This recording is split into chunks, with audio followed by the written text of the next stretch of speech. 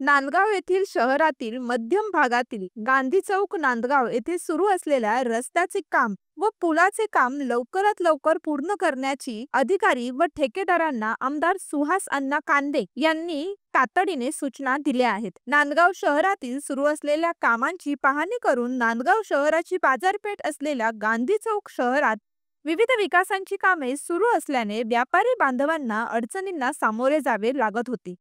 व्यापारी बांधवांनी मागणी केल्यानंतर आज स्वतः काम सुरू असलेल्या ठिकाणी आमदार कांदे यांनी पाहणी करून थेट भेट दिली। या कामात होत असलेल्या दिरंगाईमुळे व्यापारी बांधवांना अडचणींना सामोरे जावे लागत होते।